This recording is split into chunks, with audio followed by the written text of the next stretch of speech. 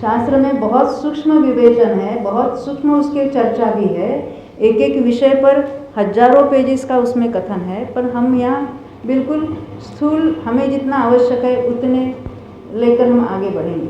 विशेषतः कर्म संबंधी जो पारिभाषिक शब्द है, टर्मिनोलॉजी जो है, उसको लेकर हम आगे बढ़ेंगे। देखो, हमें तो अपनी बात समझनी है, पर हम यहाँ कर्मों की अवस्थाओं के आधार से भी आगे बढ़ेंगे। तो लब्धिसार की भूमिका में ही पहले कर्मों की 10 अवस्थाएं बताई है, तो उसको कहते हैं 10 करण। करण का अर्थ समझते हो?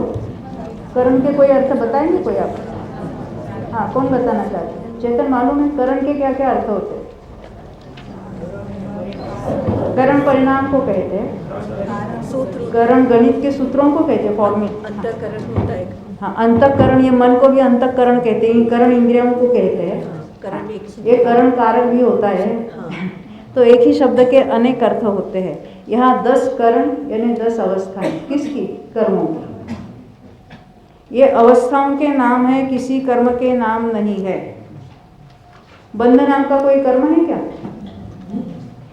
तो उदय नाम का कोई कर्म होता होगा, तो निदत्य और निकाचित नाम का तो कोई कर्म होता होगा। क्यों ऐसे समझते हैं ना? निकाचित निकाचित वो सब उसका हवा बना के रखा है।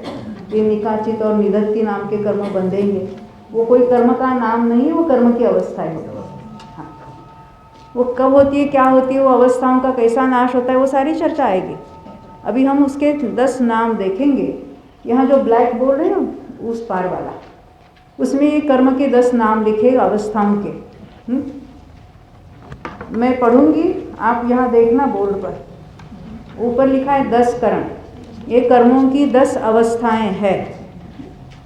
तो उसमें मैं 2-2 नाम लूँगी, आप प्लीज़ रिपीट करना। ऐसा मत समझना कि हम केजी क्लास में बैठे हैं। हमें बंध सत्व, उदय उदीर्णा, उत्कर्षण अपकर्षण, संक्रमण उपशम, निदत्य और निकाचना।